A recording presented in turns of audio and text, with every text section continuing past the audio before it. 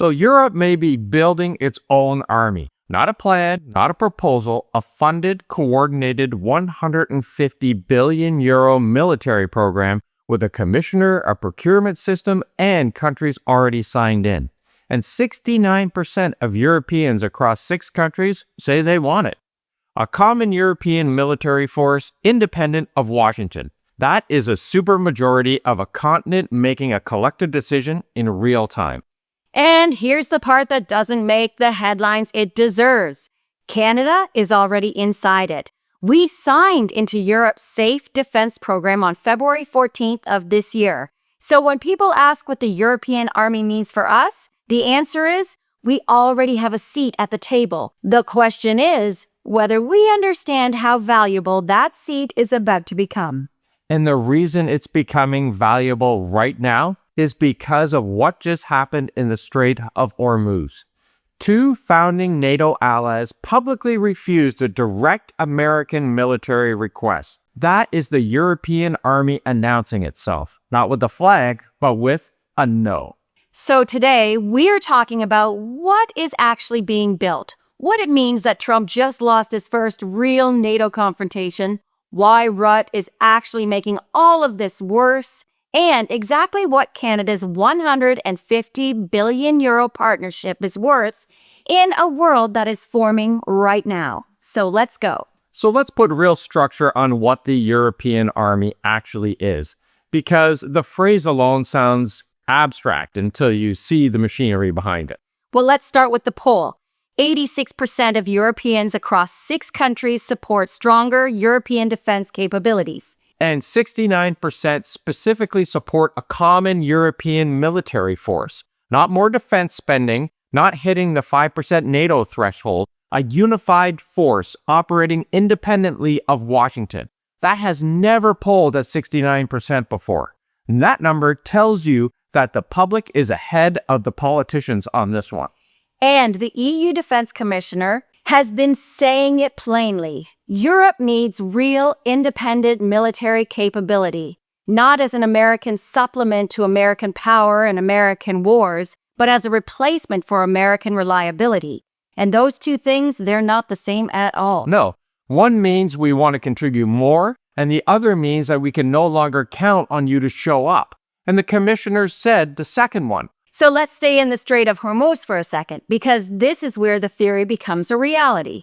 Trump escalated with Iran and then turned to his European partners and said, "Help me secure the shipping lanes that I ended up blocking in the first place." Now, in any other version of this alliance, that call gets answered. Allies fall in line, ships get deployed, everyone says the right things at the press conference. But not this time. Italy said it would not send ships without a UN Security Council mandate. And that is not just a soft no. That is a legal condition specifically designed to be impossible to meet because Russia and China sit on that council. Italy knew exactly what it was saying. And Spain, they went even further. They didn't just refuse the deployment, they reopened their embassy in Tehran. They condemned the war publicly. They made it visible, deliberately visible, that they were not going to be pulled into American foreign policy at Washington's request. And I want to be clear about who we are talking about here. Italy and Spain are not fringe members of NATO. They are major economies and major military contributors. When they say no together, it's a statement about the alliance itself, not about one mission. It's about the entire relationship.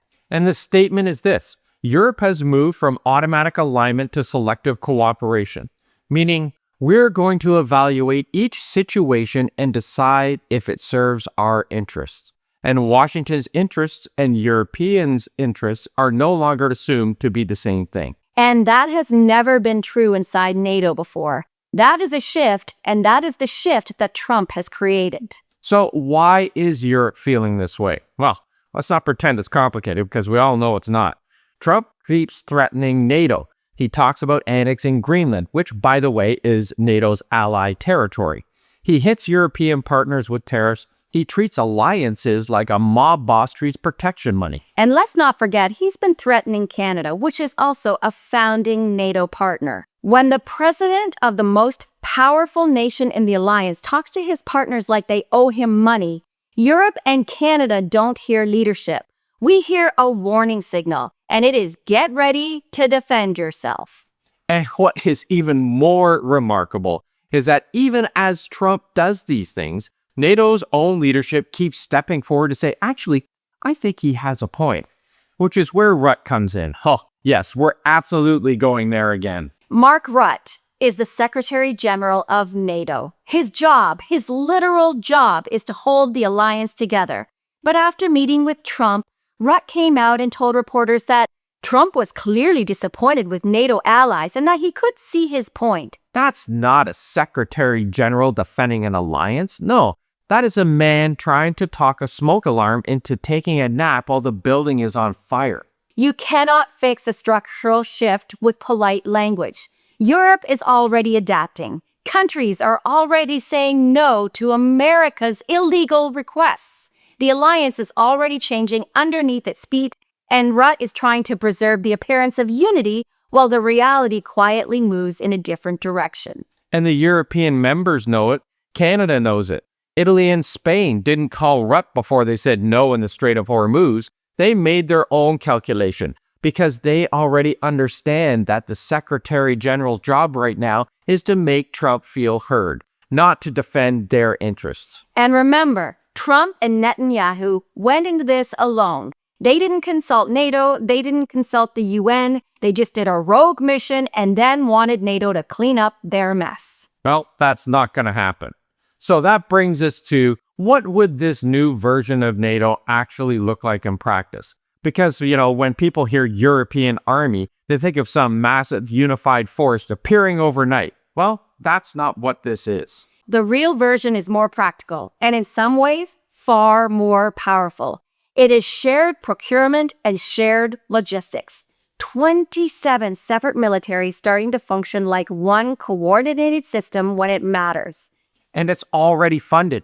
The EU's SAFE program, Security Action for Europe, is a €150 billion joint military procurement, the largest European defense build-up since the Cold War. And it's not a program proposal, it's a program with actual money behind it. And here's the part that should matter to Canadians, because we are already in it. Canada signed an agreement to participate directly in the SAFE procurement program, meaning Canadian airspace, Canadian shipbuilding, Canadian defense manufacturing companies, all of that can bid on and win contracts inside this €150 billion program. That is a structural manufacturing role in Europe's rearmament. Canadian workers, Canadian supply chains at the center of Europe's rebuilding its own security architecture. And the reason Europe opened that door to Canada specifically is strategic. We are stable, we're predictable, and we're not threatening to annex everyone's territory. In 2026, that combination is genuinely rare, and rare things are becoming very valuable in this unstable world. And here's a statistic that I want to leave at the center of this whole conversation. In the most recent European Pulse survey, only 35% of Europeans now see the United States as a close ally or partner. And we know that that number is even lower in Canada. And 60% of Europeans view the United States as a competitor or an outright threat. And this is not an elite Brussels reaction. This is the European public, regular people across 6 countries, arriving at a conclusion that the U.S. appears completely unaware of. The alliance America built is being quietly redesigned from the inside without Washington's permission. And Trump's strategy? Of course, it's pressure, threaten, force compliance. It's producing the exact opposite of what he wants. Every threat accelerates Europe's independence. Every tariff tightens the Canada-Europe connection. Every Greenland comment makes Canada look more stable by comparison. He is the pressure that is building the new architecture. And here's the irony Rutte will never say out loud. Once that architecture is strong enough to stand on its own, the leverage is gone permanently. You can't unring that bell. And this is all why Canada should care beyond just the deal itself. We spent decades assuming NATO was a permanent fact of nature. We found out it's not. It's a political arrangement held together by shared interests and shared trusts. When that trust goes, the arrangement eventually follows. So where does that leave Canada? Because this is the part where I think Ottawa needs to be honest with itself about the pace of what's actually happening.